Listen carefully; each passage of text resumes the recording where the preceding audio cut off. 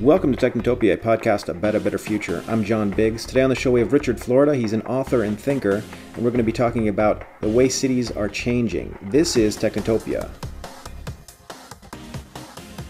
Technotopia is brought to you by Typewriter. Typewriter is your on-demand editor, and their amazing team of writers will make your book chapter, blog post, or email shine. Typewriter editors come from places like TechCrunch, Gizmodo, and the New York Times, and they offer low bulk rates for longer work. Check it out at typewriter.plus. That's typewriter.plus. Welcome back to Technotopia, a podcast about a better future. I'm John Biggs.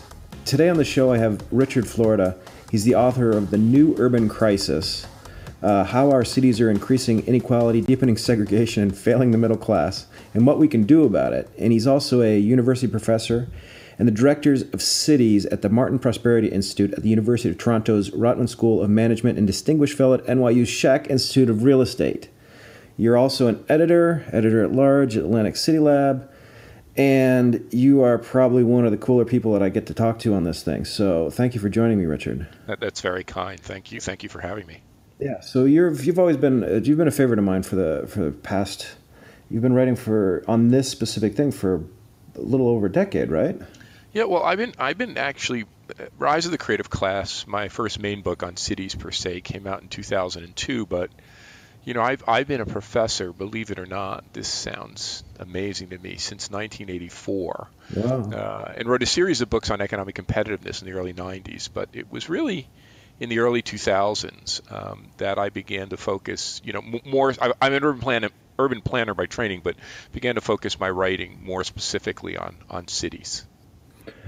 And the podcast, what we're going to be talking about today is how cities can help themselves. Your book's title is a bit of a downer. Are we going to be okay on this? Are we going to survive this podcast, or is there? Doubtful, highly doubtful. I've gone from being a wonderfully optimistic person to being, you know, I'm in my 50s now, so I have to be depressed until I turn 69 and wonderfully regain happiness, according to the most recent studies. No, but I think anytime you have to confront the election of Donald Trump as president of the most important country in the free world, you have to temper your optimism a little. But I do think, I think in the book I say something, I can't remember it exactly, but, crisis is a moment of great challenge, but also a moment of great opportunity. And, my dad, long deceased now, but a veteran of the New Deal, a veteran of World War II, a working class guy, always said, you'd be amazed at how fast America, he's a very proud American, Italian American, who could turn around. And I think the book is really my wake-up call, but hopefully a wake-up call to cities, especially great cities like San Francisco and New York and London, that we better get our act together, because we're headed down a road that if we don't get our act together, we may screw up. What your title of your podcast, this kind of technologically driven world, we may screw up the best innovative asset we have, our cities, if we don't get our act together now. Okay, so at the risk of not encouraging people to buy the book, and you really should buy the book. This is one of my favorite reads this year. What can cities do? I've been traveling the world. I've been doing trying to support entrepreneurship everywhere. I called myself the East Coast editor of TechCrunch for a long time, and I said the East Coast was everywhere else in the world outside of San Francisco. So what can a city like St. Louis, what can a city like Ljubljana, what can a city like Scranton do to make sure that it's important on the world stage, or at least that it survives? So first off, to all listeners out there, do not buy the book. It'll be a waste of your money. Go read it. Read the excerpts online. No, God, do not send that to Basic Books, my lord. So a couple of things just by way of preface. First, I think one thing I've learned over the course of these couple of decades studying cities is, my earlier work was really studying innovation and entrepreneurship. I wrote a lot about that as way back as the 1980s. Somehow some university tenured me for that, unfortunately for them. But I actually went out in those days and went out and visited the Valley, went up to Boston and Route 128. I interviewed, unfortunately, I didn't take a tape recorder. What an idiot. I interviewed, and I have notes from interviewing all of the great original generation of venture capitalists. And And so I got to know innovation as something that companies do and startups do, and studied the great students, theorists of innovation like Joseph Schumpeter. But as I got older and began to rediscover my love of cities and rediscover the work of the great late Jane Jacobs, I really just tried to marry what Joseph Schumpeter and people who studied innovation think about startup firms to understanding that really the motor of innovation isn't the company, it's these cities, these clusters, if you will, that are the platforms for innovation. Jane Jacobs would have said it's when people and talent and economic assets and universities and knowledge institutions mesh in a city that you get the dynamic required for innovation and startup and entrepreneurship. The daunting thing, however, that your question raises is, unfortunately, um, even though we've invoked the idea that the world would become flatter, that the rest would rise, we would see the rise of the rest. Unfortunately, over the past 2 decades, we've actually seen innovation and startups become more concentrated by geography. And I talk about this in the book. In 1990, San Francisco accounted for about 22% of all startups. As of a couple of years ago, San Francisco was nearly half of all startups. If you take the Bay Area and the Boston, New York, Washington, Acela corridor, you've got like 2/3 of all startups in the United States. And the only place, you mentioned being East Coast editor, the only place that's really seen a market increase in startup activity and venture capital investment is New York, a place that no one would have. When I did my early research, New York City had a lot of venture capital that shipped out to the Valley. It shipped over to Route 120. It didn't have a single startup, a tech startup, had other kinds of startups. So I want to be optimistic about that, but it's a hard one. And I think I could point to two places that have done interesting things to improve their game. One is Pittsburgh, where I lived for nearly 2 decades, which, after a long, hard slog, loss of steel, loss of heavy industry, has now begun to build a very interesting new economy around self-driving vehicles.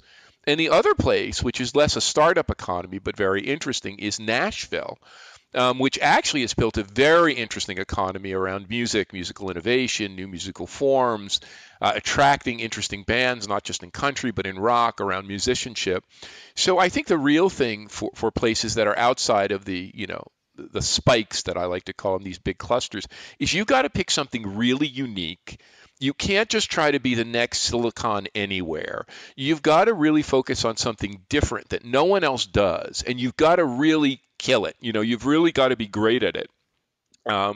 And if you do that, you have a shot. But I think it is one of the things I do think is that the world has become spikier. And in the book, I call it, we know we live in a winner-take-all economy. I also think we live in a winner-take-all geography, where the distance, if you will, the economic and social distance between the winners and the losers is getting bigger. And that indeed is what's causing the backlash that we're seeing in our politics and the rise of populism and all of this. So I want to be optimistic about it, but it's a hard slog.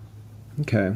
So I was just in Pittsburgh a few days ago, and it's become Roboburg. And I went to Carnegie Mellon. It was back in '97, and now when I go back, you can hardly recognize the place. It's basically full of self-driving cars and cool restaurants, which is fascinating that we didn't have that before. So you're saying that a specific area has to specialize. It's really interesting. Pittsburgh, in the book, A Rise of the Creative Class, I called it my base case. I lived there from 1987 to 2004, and it's when we did the book launch event recently, Tom Murphy, the former mayor, one of the mayors who put Pittsburgh on the track, he said publicly, and it was really amazing to me, he said, "Richard, I remember the day you came to my office." I was just a kid at the time.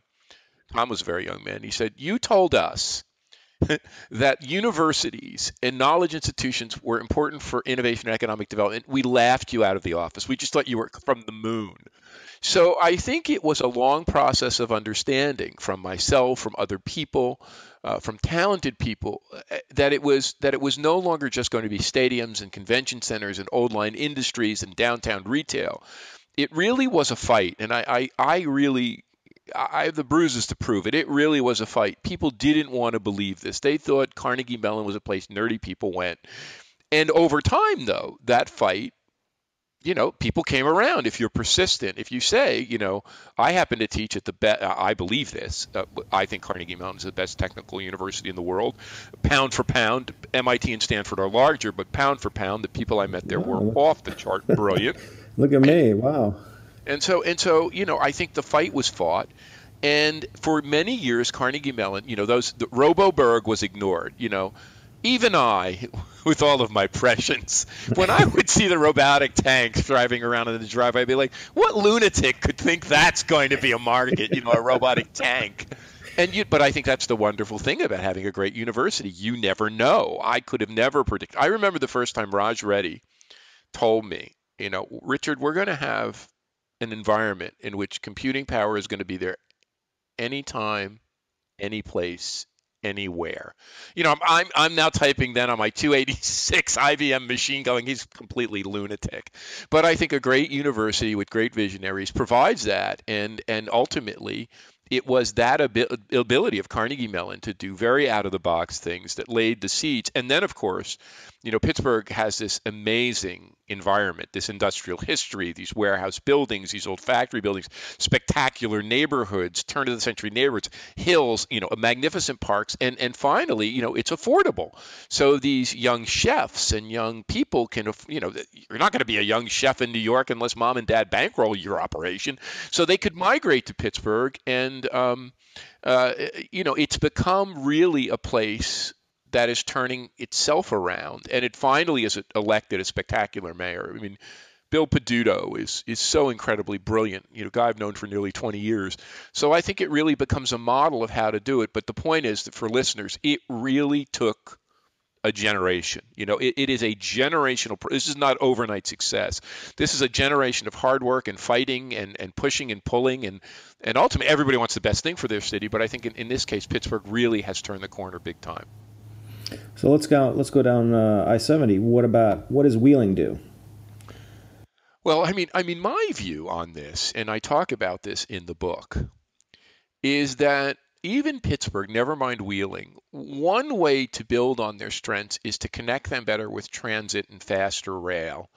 There's a remarkable study that came out from professors at the University of California at Berkeley, and I believe at Chicago, which talked about the cost of land use restrictions, restricting land use and building, and in San Francisco, and how it's making housing prices go up, real estate prices, it's constraining innovation. It says all of this costs the U.S. economy about $1.5 trillion a year in lost output. And there's a footnote in that paper which is, but if you build high-speed rail and better transit to connect San Francisco to outlying areas, it would have an effect that would far dwarf deregulating land use. If Wheeling and Pittsburgh were connected with fast transit to one another. Moreover, if Pittsburgh was connected with faster transit to New York or Washington, D.C., I think that's really going to help pull these outlying zones where people may want to live, which are providing affordable housing, but don't have that economic dynamism. And then back to your original question. Look, I think every place has certain assets it can build on. And really, most places look past those assets. So one of the things Pittsburgh did, and maybe other places didn't, is Pittsburgh really started to take account of its assets and look at its knowledge assets, look at its universities, look at biotech, software, robot, whatever it did. And I think most places don't. They just go for quick fixes. So I think really doing and then figuring out what's really different. We talked about this, that the kind of Nashville model or the Pittsburgh model. Pittsburgh was never going to compete straight up against Silicon Valley in the things Silicon Valley does well. It would never compete against Boston in the things Boston. New York couldn't do it. New York had to find new media, new media to be its competitive edge.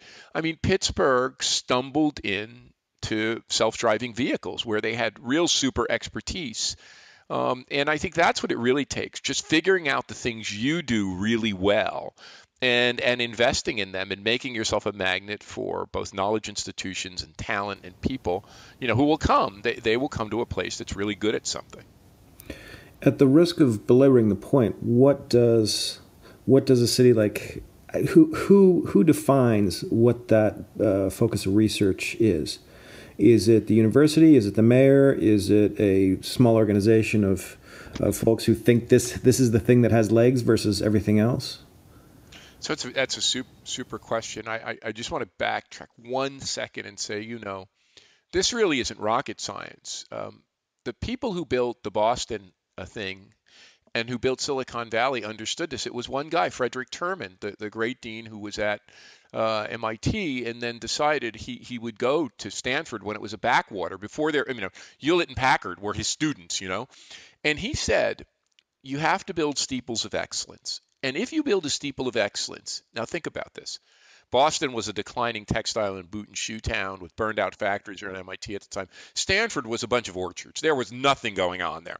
And Terman said, if you could build a steeple of excellence, so I think that's it, a steeple of excellence, and I think it's a two-part, given your question, a two-part thing.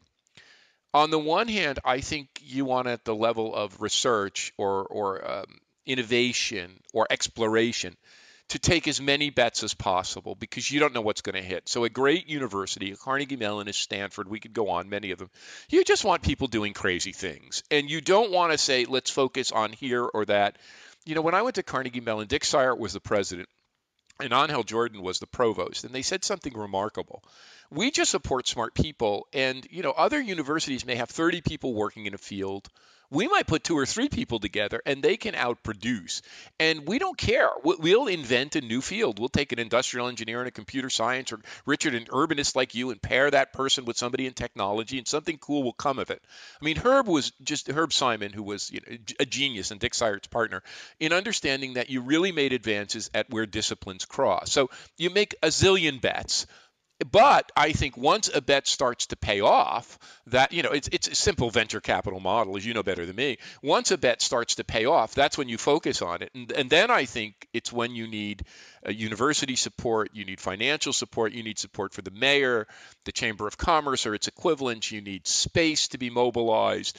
You need to really be vigorously activating around that. You need the quality of place to attract people. But I think you're doing both. You're both focusing on taking both spreading your bets and investing in a zillion things that might happen, but looking for the stuff that starts to pop up, and then focusing and driving your economy. And I think Annalise Sextenian, still her book on the Valley is the best one.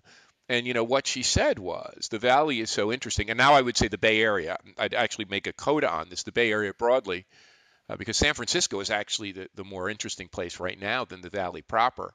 That what it has done is taken so many bets that it can shift, from semiconductors to personal computers to laptops to mobile to social, even the biotech. It really is taking bets all the time across a wide variety of technologies. And that's why the place itself is so important, because it's not just one technology field or one technology cluster or one firm or one university.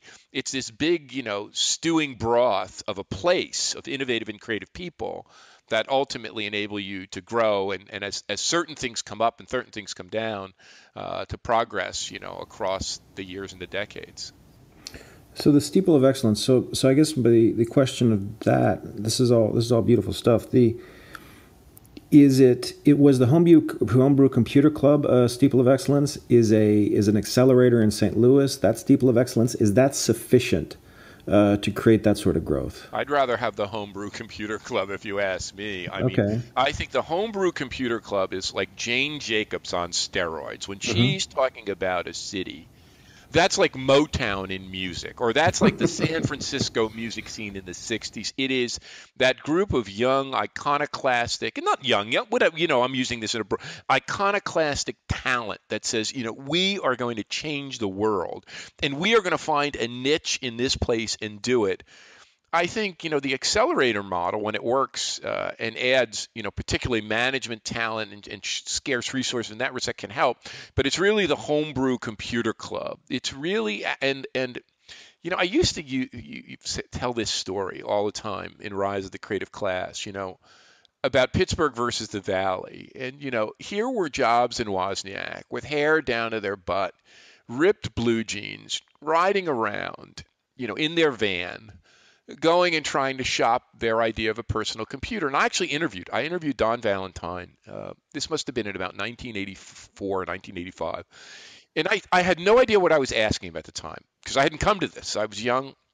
And I said, Mr. Valentine, why would you invest in these two kind of hippies? Because he had his tie on and his shirt, and he's sitting there kind of Brooks Brothers-y, and he said, Richard, people tend to look at the shell, but what's really important if you want to understand innovative people is don't get bogged down in the shell. Look at what's inside the shell. And the story I told is, imagine these two guys showing up at in the lobby of Mellon Bank. They would have been just, the security guards would have escorted them out the door and said, get out of here, you two hippies. But I think it's that open-minded acceptance of the strange, the odd, the weird, the difference. Now, we've come a long way in that now. But I think it's something that's really important. So the homebrew club, the folks in the homebrew club inventing these young kids with long hair trying to play Beatles music on their computer and whatever they were doing, hacking away, are the kinds of people that really set the world afire. And then that's what places have to do. And I think, unfortunately, too many of the older cities didn't do that. They wanted somebody who fit the corporate mold. And I think that's changing now, though. That's changing radically and rapidly across our country. And places have become more accepting. And of course, to go back to the themes of the new urban crisis, the real limiting factor now in places like the Valley or San Francisco or New York is that the homebrew club people can't afford to live there, can't afford to find space there, can't afford to have a garage. The garage startup, you think about that. Everything great in America started in a garage, from the garage band to the garage startup. When the garage costs $2 million, you're not going to have a startup in the garage. You're going to have a guy storing his vintage Porsche collection. So I think the limiting factor is that very success of these places that Jane Jacobs had all of these incredible rubrics, but the one that I love best is, new ideas require old buildings. Why does she say that? Because old buildings, at least when she was writing, were cheap, and you could find cheap space and start your idea. So I think that's the limiting factor, and that's the factor now. If the big successful, tech clusters don't wake up, innovation clusters don't wake up, then I think upstart places can begin to siphon off some of this talent. Okay, so what are some upstart places that have you seen that folks should start heading to? Well, I think people do have more options now. One thing, I don't want to be too daunting on this, but one thing that tends to happen is once a place becomes a center, let's use New York as an example for this. Manhattan has become extraordinarily expensive, and there are now dead zones there. If you go on the Upper East Side or the Upper West Side, you go where the super rich are, they are really dead zones. And, Jane's rubric for this was, when a place gets boring, Richard, even the rich people leave. And Soho, the place that, I loved in the East Village, have become consumption zones. They're not really production zones anymore. But interesting people haven't left. They haven't gone en masse to Pittsburgh or Buffalo, or they've tended to go to Queens or to Brooklyn or to Jersey City or to Hoboken. So one of the things that happens is you get, the metropolitan area, if you will, growing and things shifting. You see it in the Bay Area as well. But I think some of the places that are rather interesting, just looking at my data, I think Pittsburgh is fascinating. Look, at Los Angeles, the development of Los Angeles and the west area of Los Angeles and downtown as a tech and creative center. I spent part of the winter in Miami. What we've seen happen around the Wynwood district in Miami. You could talk about Houston. You could talk about what's happened in Detroit. I think, though, one of the things that we have to watch in this country, and I'm going to write more about this, is with the thing that's really stimulated growth and innovation in our country is open immigration. You know the statistics. Anywhere from a third to a half of our high-flying startup companies had a new American, an immigrant on the founding team. And this is not just in our day. This goes back to Andrew Carnegie and Steele, a Scotsman. I think any attempt to really limit immigration or impose border restrictions or border walls, and I don't just say this because I live here part of the year, but I would keep an eye on Toronto, because Toronto is a place now, the university is quite great. It's a top 20 in the world, top 10 public. It is probably the world's leader in artificial intelligence. You could make that argument. If it's not the world's leader, it's in the top 3. It has a big computer science program. It's very close to Waterloo with great excellence in engineering. It's a city that has 1,000 acres along the waterfront to be developed right in the center core. If and that's what I would watch if we start to restrict immigration in America. Other cities, London, London, even with the Brexit, is in its expense is a place to watch. So what I would be worried about now, for the first time in modern memory, is if we restrict immigration, and hopefully we won't, could some of the innovative urban impetus that has been U.S. focused for so long, would you start to see some places outside the U.S.? And it's not a lot, right? It's London, it's Toronto, it's Vancouver, it's Montreal, it might be Sydney, it might be Berlin, it might be Amsterdam. It's not 100 cities, but there's enough interesting cities with great universities, great knowledge institutions, great quality of life, and that could make themselves quite open, that could compete and start to change that game. So that's the thing I'm more worried about now. Do we now see a more open global competition around talent, innovation, and enterprise? I mean, it seems that's absolutely true. The fascinating thing is I keep telling folks, I was in Macedonia last week talking to startups, and the traditional way to get things done is you basically have to fly to the valley and live there, and that's what all these guys think is going to happen. But I would argue that there's ways to do it outside of that process, and I think those ways are getting easier and easier, especially with the globalization of technology. A startup is a small business with global ambition, yep. And I can build a small business in Macedonia as well as I can in Palo Alto. So let me take this in a different direction, an area that I've wanted to write a book for over a decade and haven't. I actually believe that when you look at this, the most interesting place to look is music and popular music.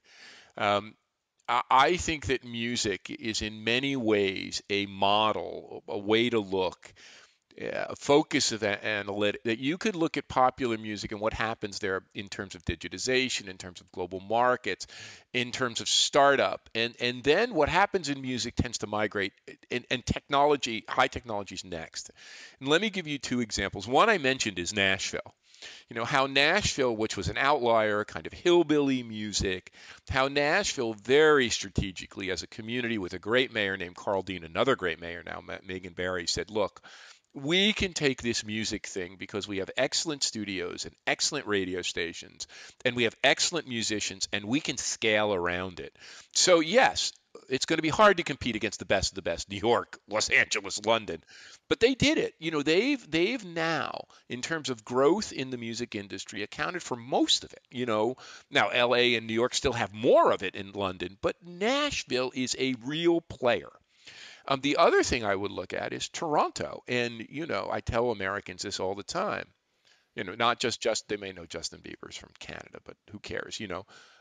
This guy named Drake, who in many other decades would have moved to New York or LA or London, decided that Toronto was his home, that he wanted. There's a great quote from Drake where he says, his dad's American, his mom's Canadian. We'd go visit his dad in Memphis, and he would see all these Americans bragging about how cool Memphis was in a music scene and their sports team. And he said, my town's just as cool, and the Raptors are just as much fun as your basketball team. And I wanted, and this whole thing of the 6 for the area codes. So now the weekend comes up in Toronto, and Toronto now, don't get me wrong. Drake goes to New York, and he goes to LA, and he goes to Miami, or wherever he needs to go. But he's still, and now a Torontonian, based more or less out of Toronto, engaged, just like you said about your Macedonian startup. So I do think looking at music, which is an even more concentrated industry than tech, you can see this. You could see scenes bubbling up in Austin. You can see scenes bubbling up, a hip-hop scene in Atlanta, and clusters of real excellence in specific genres. Now, don't get me wrong, New York and LA and London have many more genres that they compete in of music, but still you can see these places picking off genres of music and really excelling. So I think you're right. And if music is a way to a lens into this, I think you can see more of this, because obviously to make a startup, to make a startup 50 years ago when Andy Grove and the guys built Intel, you had to build manufacturing, right? You had to build a vertically integrated company with a lot of investment. Now to build a startup, you need a good idea and a computer and some really talented people, and you can scale very quickly. So I think you're right. You can do it many places. And then but the real point is to make that place a hub, you've got to continue to do it. You've got to continue to be able to attract the talent, the new startups, the new generations. You've got to continue to be able to iterate and grow that thing, not only in that technology field, but across technology fields. And that's when it gets harder. All right. Well, I think we actually closed on an optimistic note. That was I think that was a good. You didn't say we're all going to die, so I think I think we've achieved something in this podcast. Well, you and I both have young kids, so we have to be optimistic. Absolutely. But I think, look, I close this book and I say my optimism has been tempered. I moved to Toronto. I never thought Toronto would elect the crack mayor, anti-urban mayor. I never thought America would be so divided it would elect Trump. And what worries me is that urbanism and technology are what make us great. Great cities, great technology equal great innovation, great entrepreneurship, economic dynamism. I'm worried because now for the first time we have a little bit of an anti-tech thing going on. These people who say they want to kick the tech companies out of San Francisco. And we have a big anti-urban thing. The cities are the places that are ruining our country and our own family values. But I say in the book, look, any big economic revolution comes with a backlash. The Industrial Revolution came with a horrible backlash. I think, we may be in a pause, but ultimately, I think this logic of urbanism and innovation and clustering and concentration will continue. And I think we'll figure it out. And the reason I think we'll figure it out is because cities are big, complicated, economically messy, and politically messy places. But if I look at the places that are most progressive, if you will, economically and politically, they're all the same places like New York and San Francisco and Boston and Pittsburgh and Austin and Nashville that are doing it. So yes, there may be a backlash, but I think, over the course of the next decade or two, we'll find our way out of it, and we'll finally realize that this combination of technology and innovation in cities is what drives our economy, and we'll make it better. Perfect. Richard Florida, his new book is The New Urban Crisis, How Our Cities Are Increasing Equality, Deepening Segregation, and Failing the Middle Class. It's available now. Thank you very much, Richard. This has been great. It's a pleasure, and let's keep talking about these issues, which are really the critical issues for our country and the world. So thanks so much for having me on. Thanks for joining us.